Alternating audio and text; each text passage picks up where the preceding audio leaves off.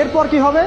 এরপর দাজ্জাল বের হবে। এরপরে যখন ইমাম মাহদী যখন মুসলিমদেরকে নিয়ে বিজয় করবেন, তারপরে বের হবে দাজ্জাল মানুষের বেশে, একজন মানুষের বেশে, কোকড়ানো চুল, চোখগুলো একটা চোখ অন্ধের মতো, আপনার শক্তিশালী দেহ এবং খুবই শক্তিশালী, মানে সে দ্রুত ফ্লাই করতে পারবে, অনেক শক্তি থাকবে তার মধ্যে।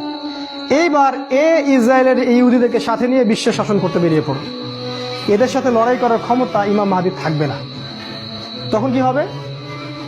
ওই যে ফেরাউনের শাসন থেকে বাঁচানোর জন্য আল্লাহ পাক যেমন সাগরকে দ্বিখণ্ডিত করে দিলেন না, লাঠির আঘাতে সাগর দ্বিখণ্ডিত হয়ে গেল, ঠিক একইভাবে আল্লাহ পাক এই ফেরাউন অর্থাৎ এই দাজ্জালের হাত থেকে এই পৃথিবীকে বাঁচানোর জন্য আসমান থেকে ঈসা আলাইহিস সালামকে পাঠাবে।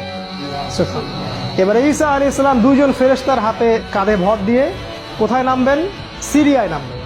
এই যে সিরিয়ায় যুদ্ধ হচ্ছে, সিরিয়ার দামেস্কে সাদা মসজিদের উপরে তিনি নামবেন।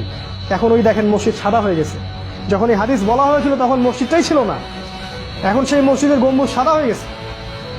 আর কত সময় বাকি আছে? এখনো ঘুমাচ্ছে সবাই।